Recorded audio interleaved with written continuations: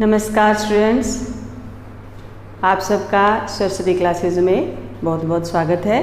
जैसा कि आप जानते हो कि इस समय सभी बच्चे घर पर बैठे हैं, उनको किसी भी तरह से अपने मार्ग पर आगे बढ़ने का कोई रास्ता नज़र नहीं आ रहा है।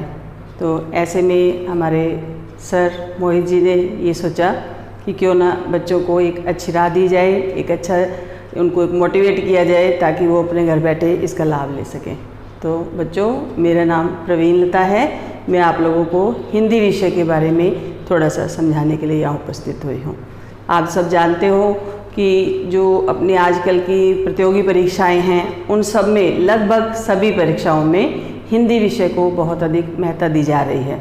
आप जानते हो एसआई की परीक्षा में पूरा का पूरा सिलेबस, लगभग 200 नंबर का सिलेबस जो है वो हिंदी पर ही डिपेंड करता है।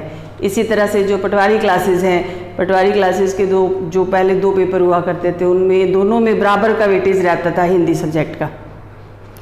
अब हिंदी कोई ऐसा विषय नहीं है जिसे भागते गए और 2 किताबें उठाई और पढ़ लिया और चलो जी हमारी तैयारी हो गई। आज का जो दौर है वो 100 में से 100 नंबर लेने वाले छात्राओं का है, छात्र छात्राओं दोनों का है। तो उसके लिए हमें बराबर मेहनत की आवश्यकता पड़ती है। हमें 24 घंटे में से कम 16 घंटे पढ़ने की आवश्यकता है। अगर हम 16 घंटे नहीं भी पढ़ते, अगर हम किसी भी विषय को लेकर अगर सीरियसली उसको 10 घंटे 12 घंटे देते हैं तो हमारे बहुत सारे कॉन्सेप्ट क्लियर हो जाते हैं। उसी से जुड़ी हुई कुछ चीज़ें आप लोगों को मैं इस क्लास में पढ़ाने के लिए उपस्थित हूँ। आशा है आप सब इसका लाभ अवश्य उठाएंगे। अपनी पहली क्लास शुरू करने जा रहे हैं। हिंदी विषय में सबसे पहले जो आवश्यक है वो एक बहुत छोटी सी चीज़ है। जब हम बहुत छोटे थे, 2 या 3 साल के, हमने स्कूल जाना शुरू किया था, तब हम इन चीज़ों से परिचित हुए थे। वही चीज़ें आज हमारे सामने प्रतियोगी परीक्षा का एक बहुत बड़ा भाग बनकर सामने आ गई हैं। तो उनसे आपका परिचय एक बार फिर कराना चाहती हूँ। सबसे पहला जो हमारा सोपान है वो है वर्णमाला। वर्णमाला के बारे में जिस भी बच्चे से आज पूछा जाता है, बच्चे बताओ वर्णमाला में कितने वर्ण हैं, तो जल्दी से कोई भी बच्चा उसका जवाब देने में सक्षम नहीं रहता है। इसलिए मैं ये चाहती हूँ कि सबसे पहले आप वर्णमाला से अपना परिचय बढ़ाएं ताकि हम और अच्छे तरीके से अपनी हिंदी भाषा को समझ सकें, क्योंकि आगे बहुत सारे ऐसे टॉपिक आएंगे जिनको समझने के लिए आपको वर्णमाला की बहुत ज़्यादा ज़रूरत पड़ने वाली है। इसलिए आप लोग नोट करें। मैं पहली जो अपनी वर्णमाला का सोपान है उसे शुरू करती हूँ। वर्णमाला में पहले आप हेडिंग लगाएं वर्णमाला। वर्णमाला में सबसे जो पहला अक्षर है वो है वर्ण। उसी को हम मुख्य बिंदु मान करके चलते हैं कि वर्ण क्या है। वर्ण जो है वो भाषा की सबसे छोटी लिखित इकाई है जो हमें सबसे पहले लिखनी सिखाई जाती है। वर्ण की परिभाषा के बारे में बात करें तो हम कहते हैं कि भाषा की सबसे छोटी लिखित इकाई जिसे हम वर्ण कहते हैं। इन्हीं वर्णों को, छोटे छोटे वर्णों को जोड़कर हम अक्षरों का निर्माण करते हैं। जैसे जैसे अक्षर बनाना हम सीखते हैं वैसे वैसे धीरे धीरे उन्हीं अक्षरों को जोड़कर हम वाक्य बनाते चले जाते हैं, तो हमारी भाषा का रूप बनना आरंभ होता है। तो सबसे पहली जो बात है वो है वर्ण। तो वर्ण के बारे में इसकी जो परिभाषा है वो मैं लिखती हूँ, आप भी सुने उसको आप नोट करना चाहें तो आप कॉपी पर नोट भी कर सकते हैं। वर्ण भाषा की सबसे छोटी लिखित इकाई है। वर्ण भाषा की सबसे छोटी लिखित इकाई है। ठीक है। फिर इन्हीं वर्णों को हम बड़े ही ध्यान से धीरे धीरे, जब हम छोटे बच्चे थे तो हमें इनको जोड़कर अक्षर बनाना सिखाया गया था। तो इन्हीं अक्षरों से हमने छोटे छोटे अक्षर बनाए, फिर उनको माला में पिरोकर उनसे हम भाषा को बनाते चले गए।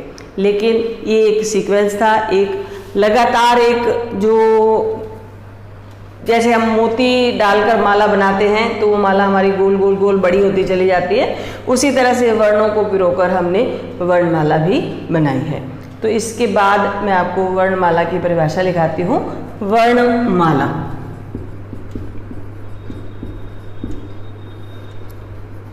वर्णमाला में वर्णों की एक व्यवस्थित, थोड़ा रोकना मोहित एक बार, वर्णों के व्यवस्थित क्रमबद्ध समूह को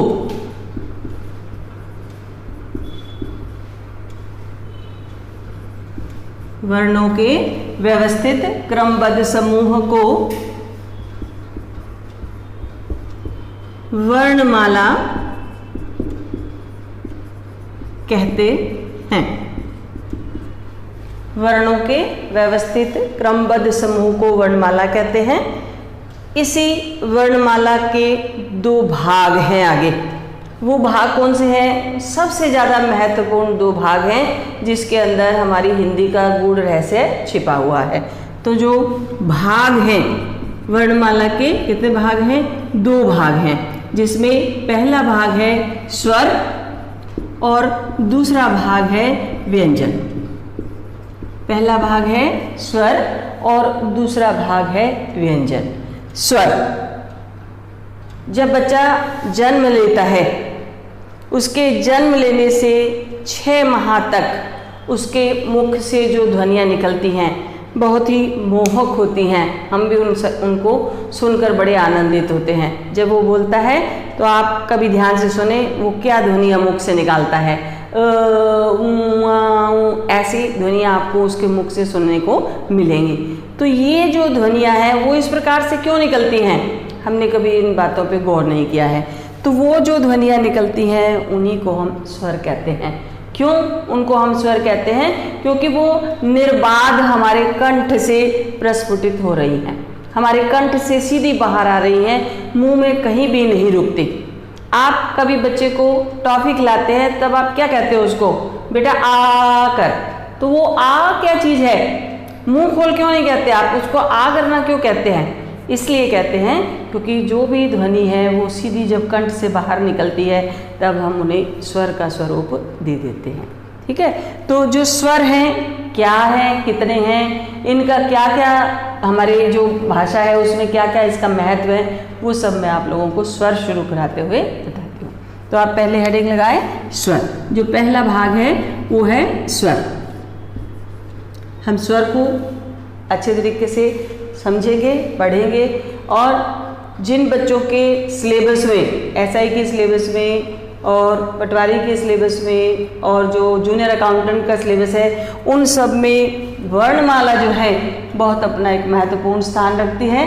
और स्वर जो हैं, जिस भी किसी सिलेबस में वर्णमाला आती है उसमें स्वर का जो स्थान है वो अत्यंत महत्वपूर्ण है बच्चों। उसमें से कम 10 जो प्रश्न हैं सीरियल वाइज जो है वो स्वरों में से ही पूछे जाते हैं। स्वर किसे कहते हैं, स्वर कितने प्रकार के हैं, स्वरों की परिभाषा क्या है, कौन सा स्वर छोटा है, कौन सा बड़ा है, बड़े कितने हैं, छोटे कितने हैं, लघु कितने हैं, दीर्घ कितने। तो नाना प्रकार के प्रश्न जो हैं एक इस पहले भाग में से बनते हैं। जितना पहला भाग महत्वपूर्ण है उतना ही दूसरा भाग भी महत्वपूर्ण है। इसलिए इन दोनों भागों को हर बच्चे को चाहिए कि वो अच्छी तरह से पढ़े और अच्छी तरह से उनको समझने की कोशिश करे। जिस बच्चे को ये दो चीज़ें आ जाती हैं उनको आगे संधि जो बहुत बड़ा टॉपिक है, बहुत महत्वपूर्ण टॉपिक है, हर बच्चा उसके नाम से डरता है कि हाई संधि नहीं आती है। तो जिस बच्चे ने इन दो चीज़ों को अच्छे तरीके से कर लिया वह संधि में कभी भी कहीं भी नहीं अटकता है। इसलिए स्वर को पढ़ते समय पूरी तरह से आप मेरे साथ साथ इसको ध्यान से देखें और इसको नोट करने की कोशिश करें। जो स्वर हैं उसकी सबसे पहले आप हेडिंग लगाएं परिभाषा।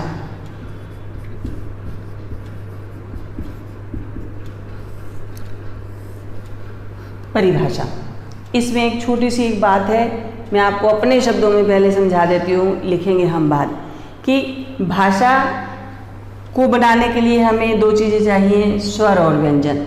जो स्वर है इसकी जो परिभाषा है बहुत आसान है। जिन ध्वनियों के उच्चारण में श्वास वायु बिना किसी रुकावट के हमारे मुख से निकल जाती है उसे हम स्वर कहते हैं। ये रुकावट क्या चीज़ है कि जब भी आप स्वरों का उच्चारण करते हो बच्चों, तो हमारा जो मुंह है वो कभी भी बंद नहीं होता। आप देखें कि जब हम स्वरों का उच्चारण कर रहे हैं तो हमारा मुंह कहीं भी बंद नहीं होता। मैं आपके सामने कुछ ध्वनियाँ उच्चारित करके बताती हूँ। अ, आ, ई, ऊ, ऊ। तो आप देख रहे हैं कि जो मेरे मुंह की बाहरी आकृति है ये अवश्य बदलती है, लेकिन मेरे जो होंठ है, ये जो अपने जो दांत है, जीभ है, ये कहीं भी मुंह के अंदरूनी भागों से टकरा नहीं रहे हैं। इसीलिए इस परिभाषा में हमने इसको ये कहा कि जिन ध्वनियों के उच्चारण में श्वास वायु बिना किसी रुकावट के मुख से निकलती है उन्हें हम स्वर कहते हैं। अब मैं एक लाइन में लिख देती हूँ, आप चाहें तो इसे नोट कर सकते हैं।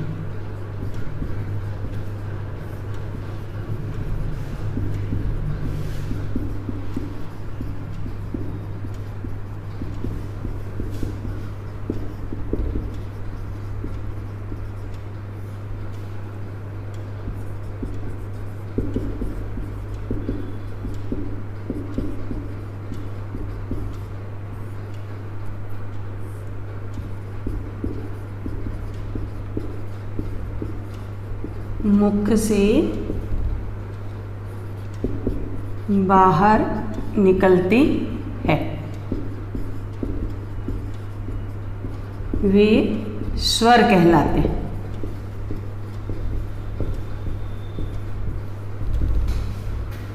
जिन ध्वनियों के उच्चारण में श्वास वायु बिना किसी रुकावट के मुख से बाहर निकलती है उन्हें हम स्वर ध्वनियाँ कहते हैं। अभी मैंने आपको बताया था कि जिन ध्वनियों के उच्चारण में श्वास वायु बिना किसी रुकावट के मुख से निकलती है उसे अपने स्वर कहते हैं। तो स्वर हिंदी वर्णमाला में कुल 11 स्वर हैं। ये कौन कौन से हैं ये मैं आपको लिख के बता रही हूँ, आप भी देख लें। हम छोटे बच्चे थे तब हमें स्कूल में पढ़ाया जाता था, साथ में उस चित्रमाला वाली एक पुस्तक भी दिखा करके बताया जाता था।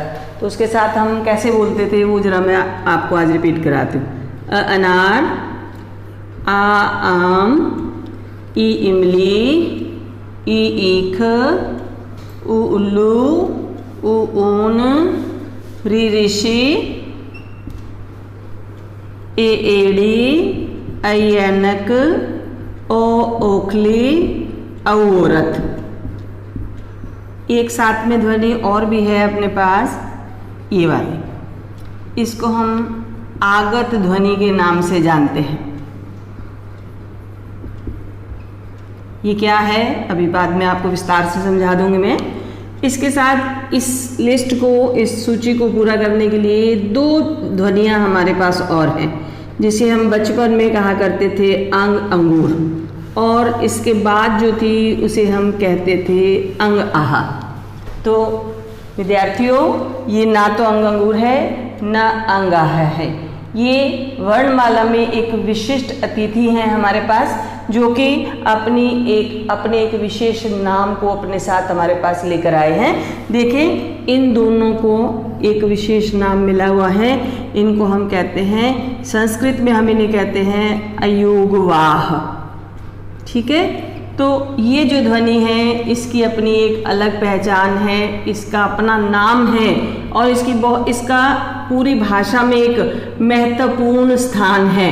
इसका नाम है अनुस्वार। बहुत ही महत्वपूर्ण है ये। प्रतियोगी परीक्षाओं में जो पीछे बहुत सारी प्रतियोगी परीक्षाएं जो हुई, उनमें इन 2 ध्वनियों पर अनेक बार अनेक प्रश्न पूछे जा चुके हैं।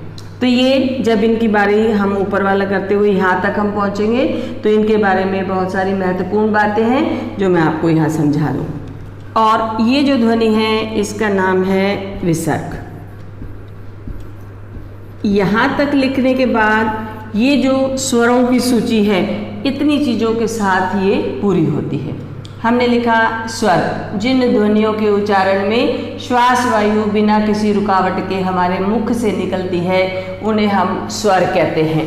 हिंदी वर्णमाला में कुल, ये आजकल बड़ा ही महत्वपूर्ण शब्द बना हुआ है, कुल 11 स्वर हैं, परंतु आने वाले कुछ समय बाद ये 11 न होकर 10 रह जाने वाले स्वर हैं बच्चों, क्योंकि हमारी जो वर्णमाला है उसमें से एक जो वर्ण है कौन सा, री ऋषि, इस वर्ण को आने वाले कुछ समय में हटा दिया जाएगा, तब हमारे पास कुल 10 स्वर रह जाएंगे। अभी ये जो री ऋषि है ये वर्णमाला में शामिल है, इसको जो स्वरों की गिनती है उसमें से हटाया नहीं गया है, इसलिए कुल स्वर हमारे पास कितने हैं, 11 स्वर हैं। कुल की बात करें शुद्ध और अशुद्ध, कई किताबों में इस तरह से लिखा हुआ मिलता है कि शुद्ध स्वर कितने हैं, तो कुछ बच्चे बड़े कंफ्यूज होते हैं, तो आपको कंफ्यूज होने की आवश्यकता नहीं है। शुद्ध का मीनिंग ये है कि जब पहले, बहुत समय पहले हमारी जो वर्णमाला है इसमें भी री ऋषि भी 2 हुआ करते थे, इस तरह से बड़ा छोटी री और बड़ी री भी थी हमारे पास, लेकिन धीरे धीरे समय के साथ बड़ी री का प्रयोग होना, जो भाषा है उसका प्रयोग बहुत कम हुआ और धीरे धीरे ये जो बड़ी री ऋषि थी हमारी भाषा से विलुप्त हो गई। अब अपने पास जो छोटा री ऋषि बचा हुआ है, अब जो समय चल रहा है इससे भी अब नए शब्दों का निर्माण होना बंद हो गया है, इसका प्रयोग कम होता जा रहा है। आने वाले कुछ समय में इसको भी इन स्वरों में से हटा दिया जाएगा, तब हमारे पास शुद्ध स्वर जो हैं वे केवल 10 बचेंगे। अगर आपके सामने प्रश्न आता है कि कुल स्वर कितने हैं, तब आप बड़े ही ध्यान से, इत्मीनान से उत्तर दीजिए कि कुल 11 स्वर हैं। और अगर कोई आपसे कहता है कि शुद्ध स्वर कितने हैं, तब आप उत्तर दीजिए कि शुद्ध स्वर हमारे पास 10 हैं, क्योंकि आने वाले कुछ समय बाद री ऋषि को यहाँ से हटा दिया जाएगा। ठीक है, अब जब अपने स्वरों को पढ़ते हैं तब हम देखते हैं कि छोटा अ, बड़ा आ, छोटी ई, बड़ी ई, छोटा ऊ, बड़ा ऊ, री, छोटी ए, बड़ी ए, छोटा ओ, बड़ा ओ, ये छोटा बड़ा क्या चीज़ है, कितने स्वर छोटे हैं कितने बड़े हैं, इसके विषय में भी हमें अच्छे से जान लेना चाहिए। तो जो स्वर हैं, इन स्वरों को भी हम 2 भागों में बांट देते हैं। कैसे कि लघु स्वर, लघु का मतलब होता है छोटा, लघु स्वर और दीर्घ स्वर। दीर्घ का मतलब होता है बड़ा स्वर, छोटा और बड़ा। जो छोटा है उसे हम कहते हैं लघु स्वर और जो बड़ा है उसे हम कहते हैं दीर्घ स्वर। ठीक, तो सबसे पहले जो हमारी वो बनती है, आप यहाँ एक हेडिंग लगाएं, लघु स्वर।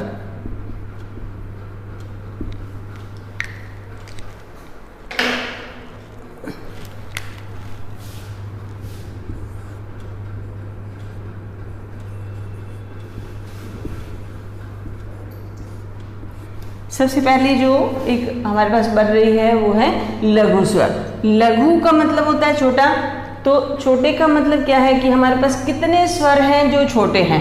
तो आप देखिए यहाँ पर पहला जो है अ, दूसरा है छोटी ई, और तीसरा है छोटा ऊ, और चौथा है री ऋषि। ये जो 4 स्वर हैं अपने पास, हम इनके लिए लिख सकते हैं कि ये छोटे स्वर हैं, क्योंकि यही इतनी बड़ी जो वर्णमाला है उनमें ये जो 11 स्वर है, इन 11 स्वरों में से 4 स्वर जो हैं इनको हम लघु स्वर कहते हैं। तो एक बार मैं इसको हटा देती हूँ, यहाँ लिख के दिखाती हूँ आपको। लघु स्वर, तो लघु स्वर जो है वो कौन कौन से हैं?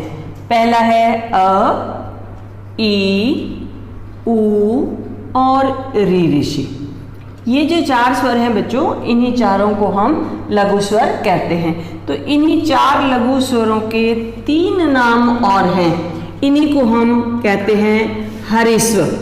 हरिस्व शब्द का अर्थ भी लघु होता है, यानी छोटा। और इन्हीं हम 3-4 स्वरों को कहते हैं मूल स्वर, और इन्हीं का नाम है मध्य स्वर।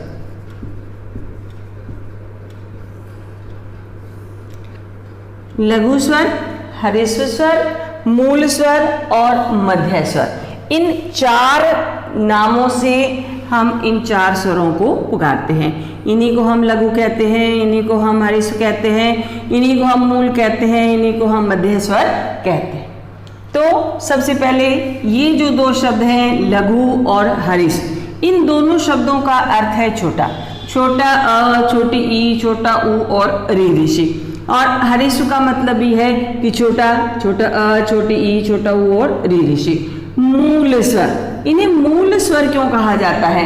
इन्हें मूल स्वर बच्चों इसलिए कहा जाता है क्योंकि बाकी जितने भी बचे हुए हैं, टोटल कितने थे? 11 में से 4 मैंने यहाँ लिख लिए हैं। पीछे कितने बच गए? 7। पीछे बचे हुए जो 7 स्वर हैं वो इन्हीं मूल स्वरों के योग से बने हुए स्वर हैं, इसलिए हम इन्हें मूल स्वर भी कहते हैं। उसके बाद बात आती है मध्य स्वर की। मध्य स्वर हम इन्हें इसलिए कहते हैं क्योंकि ये जीभ के मध्य भाग से बोले जाते हैं। मुख्यतः हम अ को ही मध्य स्वर कहते हैं। मुख्य मध्य स्वर की बात करते हुए हम मानते हैं कि अ ही मध्य स्वर है, परंतु ये तीनों ही स्वर, चौथा नहीं, री ऋषि को हम मध्य स्वर नहीं मानते हैं। क्यों नहीं मानते वो भी बताती हूँ मैं आपको कि अ ई उ जो है ये तीनों ही जीभ के बीच वाले भाग से, हमारा जीभ के 2 भाग होते हैं, एक अगला भाग है, एक पिछला। अगले को हम कहते हैं अग्र भाग, पिछले को हम कहते हैं पश्च भाग। जो जीभ का अग्र भाग है उनसे ये बोले जाते हैं, और ज़्यादातर जो अग्र भाग से बोला जाने वाला स्वर है वो अ है, इसलिए हम इसे मध्य स्वर कहते हैं। तो जो री ऋषि है उसे हम मध्य स्वर क्यों नहीं कहते? री ऋषि को मध्य स्वर इसलिए नहीं कहा जाता क्योंकि री ऋषि जो है ये मूर्धा, हमारे मुख में नाक के नीचे एक कठोर स्थान है, कठोर हड्डी है, उसे हम कहते हैं कठोर तालु। जब आप री ऋषि बोलते हैं तो आपकी जीभ की नोक जो है वो मूर्धा को स्पर्श कर जाती है, जबकि हमने स्वरों की परिभाषा में कहा था कि श्वास वायु मुंह में कहीं नहीं रुकती, लेकिन री ऋषि का उच्चारण करते समय हमारी जो जीभ है वो क्या है? मूर्धा को स्पर्श कर जाती है, इसलिए री ऋषि मध्य स्वरों में नहीं गिना जाता है। री ऋषि मूर्धा से स्पर्श कर जाता है, इसलिए इसे अब हम अशुद्ध स्वरों की श्रेणी में ले आए हैं, क्योंकि स्वरों में तो कहीं भी श्वास वायु मुख में नहीं रुकती है, लेकिन जब आप री ऋषि बोलते हो तो जीभ की नोक मूर्धा को स्पर्श कर जाती है, इसलिए री ऋषि अब शुद्ध स्वर नहीं रहा है, मूर्धा से स्पर्श कर जाता है, इसलिए आप इन्हें मध्य स्वर भी नहीं कहते।